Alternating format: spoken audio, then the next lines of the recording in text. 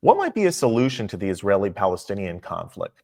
Check out this clip from Mudar Zahran, where he kind of goes through the history of the conflict a bit. He's from Palestinian descent, but he says some things that might be surprising to some of our viewers. Take a look at this clip, but before you do, check out Americava coffee that has a special line now on your support for Israel. You can show your support for Israel in every cup of coffee that you brew. There's a 10% discount code in the description. I'm sure you're going to love it. Take a look at this clip. A solution to the Israel-Palestine problem. Oh, that's easy. Really?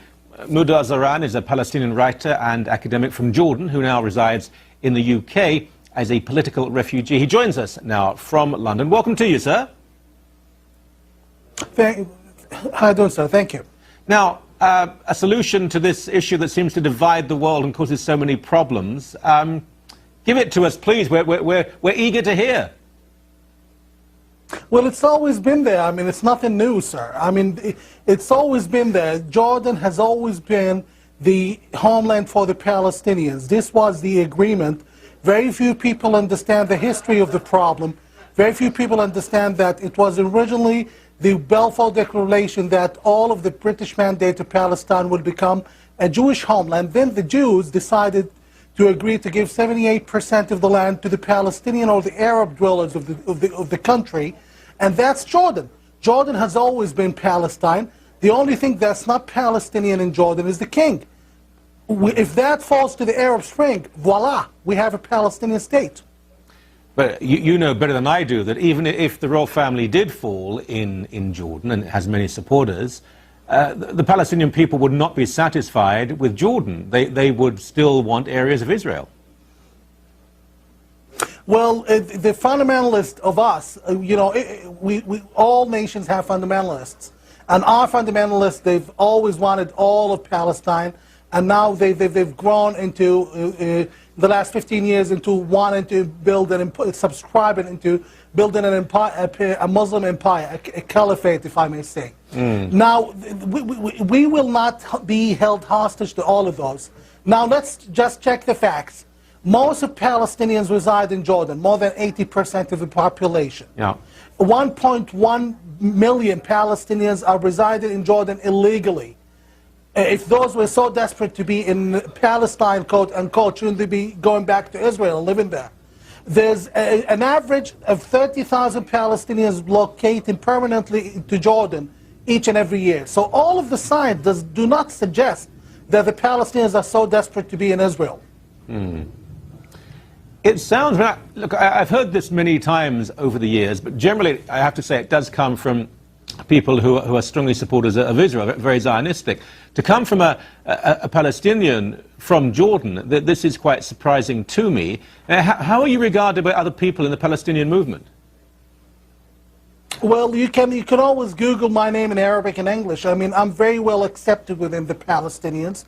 I have been on all Arab networks advocating Palestinians' rights in Jordan. People have had enough. People speak little. The propaganda that the king and his people have been put on is, oh, the Palestinians want to have all of Palestine back, or the West Bank, or Judea and Samaria back. This is not true, and the evidence is there that it's not the case. Most Palestinians have come to learn in 40 years that our problem is the Hashemite, not the Israelis. I'll give you one little example. In the last, the Jordanian government media, whether accomplished with the Jordanian government or not, I don't know, but the government-controlled Jordanian media called for protest against the Israeli embassy a few months ago. And I went out on YouTube and other places telling people not to go. And eventually, the Washington Post reported less than 200 people showed up. I'm not going to be sitting here trying to advocate myself as a hero of the Palestinian. All I'm telling you is I am not an isolated case. Most Palestinians in Jordan, most Palestinians in the world have had enough now. And just one good example of how the Palestinian ideology has changed. One quick example is a poll that shows 70% of Palestinians in Jerusalem would rather for the Israeli rule of Jerusalem to stay. People are people. People would like to live normally, celebrate, and not suffer and be treated as subhumans by the king or anyone else. By the way, same goes for the Jordanian Bedouins. They are oppressed by the king, And they too have been speaking to me, telling me, we don't mind if the Palestinians rule as long as we live normally. Well, let me push on that, because I know Jordan a little, and I know Palestinians who will say they've been treated better by Israelis at checkpoints than they are by Jordanian, by Bedouin. There's quite a bit of hostility. Palestinians may be a large number in Jordan, but they have little positions of influence, particularly within the military and intelligence services. The royal family has a tight control, and it is the family. The family have a tight control over that country. Not anymore, sir. The media, Jordan now is a sideshow comparing to Syria, to Egypt, and other places.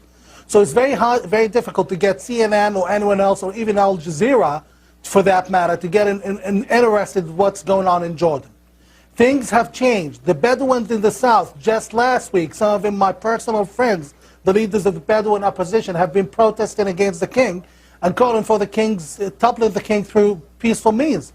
This is unprecedented. The king is fragile, the king is shaky, he's lost his grip, he's nowhere close to his father, either in charisma or in ideology or in knowledge of the region. True. The Jordanian regime is a sinking ship. It's no longer a Boeing 747, it's a glider. Very few people will believe that at the moment, but things will come to surface as quickly as the regime in Syria falls. The flu is going to catch up in Jordan very quickly, and then people will probably be thinking otherwise. Just very briefly, if this did ever happen, would Saudi Arabia allow this? I mean, Saudi Arabia is a big power there, just next door to the south. Would they allow Jordan to become a Palestinian state?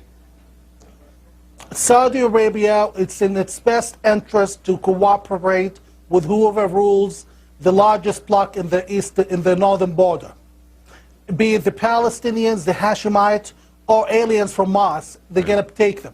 But until that happens, it's obvious that the Saudis are more on the conservative side. For example, they obviously were not for the top... Yeah. Forgive me, I have to stop you there. We'll have you back. This is fascinating. Thank you so very much indeed. I appreciate that. Thank you.